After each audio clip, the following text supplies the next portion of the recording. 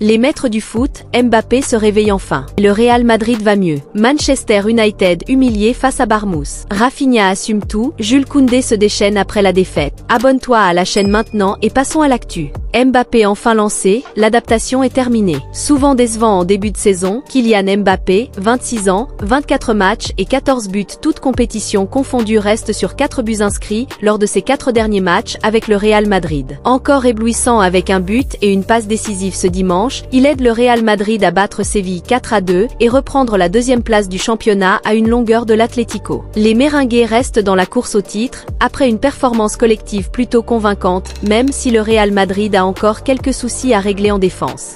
Erling Haaland défend Guardiola. L'attaquant des Citizens, 24 ans, 17 matchs et 13 buts en Première Ligue cette saison, a affiché sa confiance envers son coach Pep Guardiola. Nous sommes bien évidemment déçus, ce n'est pas suffisant, je n'ai pas fourni une copie suffisante. Le manager, il a gagné la Première Ligue à 6 reprises en 7 ans, donc il ne faut pas avoir la mémoire courte. Il va trouver des solutions, il l'a déjà fait plusieurs fois. Nous avons toujours confiance en lui, il faut travailler encore plus fort, a lancé le Norvégien pour TNT Sport. Après sa victoire dans le derby sur la pelouse de Manchester City, 2-1, il y a une semaine, Manchester United a sombré à Old Trafford face à Bournemouth, 3-0, ce dimanche, dans le cadre de la 17e journée de Premier League. Les Red Devils, qui ont sans doute laissé beaucoup d'énergie sur le terrain de Tottenham, 4-3, jeudi en League Cup, ont très mal démarré la rencontre. Et les visiteurs ont fini par trouver la faille à la demi-heure de jeu sur un coup de casque signé Huijsen. Les hommes de Ruben Amorim ont eu plusieurs occasions pour égaliser, mais ils sont tombés sur un bon Kepa dans la cage adverse. À force d'attaquer, ils ont été punis 2 fois en 2 minutes lors du second acte, sur un penalty de Kluivert, 61e, et un dernier but de Semenyo, 63e.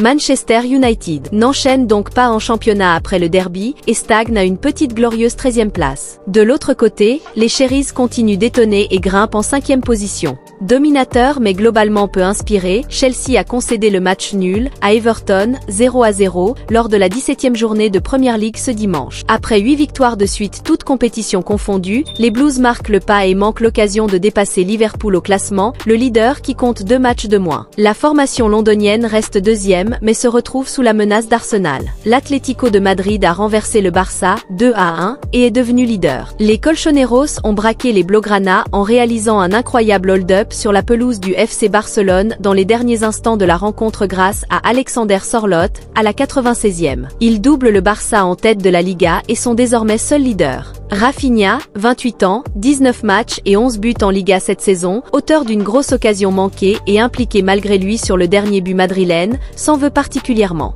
J'assume la défaite. J'ai raté une grosse occasion et 5 minutes plus tard, ils ont égalisé, puis j'ai manqué une passe qui a conduit à leur deuxième but.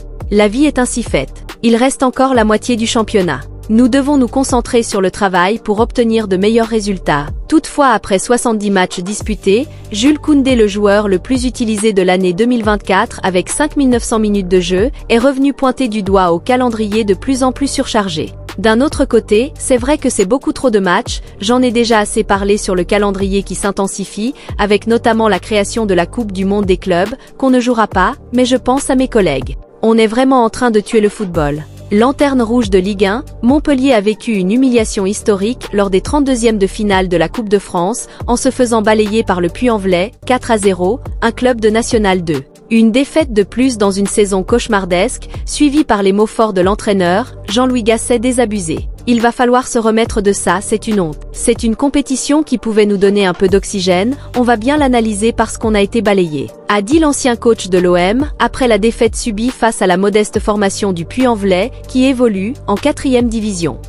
Pour le premier match depuis la nomination du nouvel entraîneur Vitor Pereira, Wolverhampton n'a fait qu'une bouchée de Leicester, 3-0, lors de la 17e journée de Premier League ce dimanche. Tout s'est joué en première période, où Guedes, 19e minute, Rodrigo Gomes, 36e minute, et Cunha, 44e minute, ont assommé les Foxes. Les Wolves font donc la bonne opération au classement. 18e, ils reviennent à 2 points du premier non relégable, à savoir leur adversaire du jour. Dans la lignée de son début de saison bluffant, Liverpool a corrigé Tottenham, 6-3, au terme d'un match absolument spectaculaire, ce dimanche, 17e journée de Premier League. Dominateurs pendant la grande majorité de la partie, les Reds s'étaient mis dans les bonnes dispositions en faisant la différence grâce à Diaz, 23e minute, et McAllister, 36e minute, en première période. Et si Maddison, 41e minute, a relancé les Spurs, l'effet de ce but a été annihilé dans la foulée par Szoboszlai, 46e minute, servi par un Salah toujours en état de grâce, et même double buteur après la pause. Juste sensationnel. Les Londoniens ont tout de même eu le mérite de ne rien lâcher et de réduire la note par l'intermédiaire de Kulusevski, 72e minute, lui aussi leader du classement avec 4 points de plus et un match de retard par rapport à Chelsea. Liverpool relègue Tottenham à une triste 11e place après cette partie totalement débridée.